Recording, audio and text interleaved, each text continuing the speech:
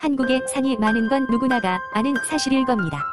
산림청 발표에 따르면 2007년 기준 4,440개의 산이 있습니다. 자연지명 자료를 기초로 숲길조사, 수치지형, 지자체, 지리지형학계, 산악단체 등의 검토 후 최종 집계한 결과가 4,440개라고 합니다. 이런 기준에서 제외된 것까지 합치면 8,006개이고 가장 많은 산이 있는 지역은 경상북도 680개라고 하네요. 이름 없는 산까지 합치면 10,000개가 훨씬 넘는다고 주장하는 이들도 있다고 합니다. 많다고는 생각했지만 수치나 지도를 통해본 결과는 정말 많네요. 국토 면적의 많은 지형을 차지하고 있는 산은 과연 효율적으로 이용을 하고 있지만은 않은 것 같아요. 눈으로 보는 것이 아마도 전부일 것입니다. 체험형의 분류는 산의 일부를 활용하는 각종 레포츠 정도와 직접 걸어서 올라가는 등산 정도밖에 없다고 봅니다.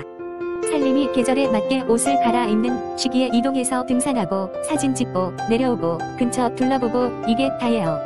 등산을 못하거나 힘든 사람들에게는 낭비된 여행 분류라고도 생각합니다.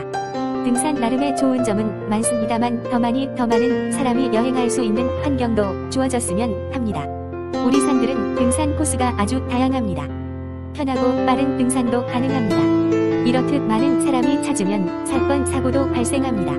2020년 기준 등산 사고는 8,454건이고 사망 124명을 포함 4,573명의 인명피해가 있었습니다. 이 중 25%가 3에서 5월에 발생한다고 합니다. 내가 생각하는 산으로의 여행은 우선 편했으면 좋을 것이고 빠르게 많이 갔으면 합니다. 원하는 산을 고르고 이동을 하고 걸어서 올라가고 정상에 도착하는 구조를 조금 바꿔볼까 합니다. 관광산업 영화에서 장점과 단점으로 나눠 얘기를 했는데 장점을 더 강화하는 방법이 되겠습니다. 빠르게 많은 정보 습득을 하자입니다. 여기서 핵심적으로 활용할 것은 드론이에요.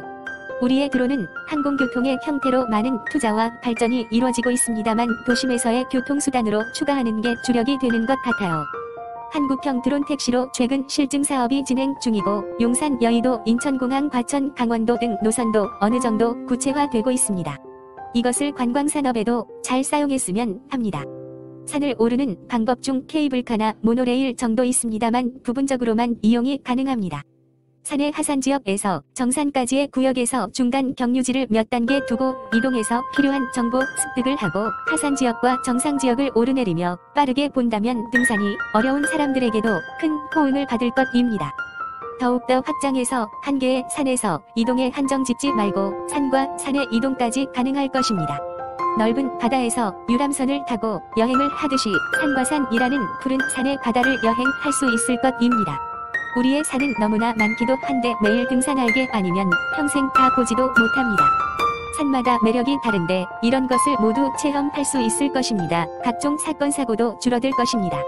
드론의 진행 루트에는 그물형의 안정장치를 둬서 안전에도 신경 써야 합니다. 당연히 많은 규제와 이런저런 것들을 해결해야겠지만 이런 식의 여행 상품도 매력있지 않을까 합니다. 이 내용은 다음 시간에 더 구체적으로 살펴봅시다. 산의 활용을 더 해보자면 우리는 과하게 산림을 보호합니다. 이렇게나 산이 많은데 일부는 좀 거칠게 다뤄도 산림의 영역에서는 그리 큰 부담은 아니라고 생각합니다. 일부는 하드 캠핑족을 위해서 과감하게 개방하는 것입니다. 그렇다고 멀쩡한 산림을 파괴하자는 것은 아니고 해외에서 이용 가능 수준 정도로 밸런스를 맞춰서 개방하고 벌목이 필요하거나 환경의 조정에 개입이 필요한 경우를 비롯해 개방 가능 시기에는 산을 직접 활용하게 해주면 될 것입니다. 조리사용 쓰레기 등등의 기준도 정해야 할 것입니다. 캠핑카로 활용할 수 있는 여행지가 많지 않은데 산으로의 확장도 추가해야 할 것입니다. 적당한 산까지의 길이 있고 부지가 있다면 차박이나 캠핑카 활용도 좋아질 것이고 관련 사업에도 도움을 줄 것입니다. 지자체의 고정 수입에도 긍정적일 겁니다. 이상 산의 활용을 대략 살펴봤습니다. 다음 시간에는 드론을 통한 산으로의 여행과 캠핑의 단계적 확장 등등 봅시다.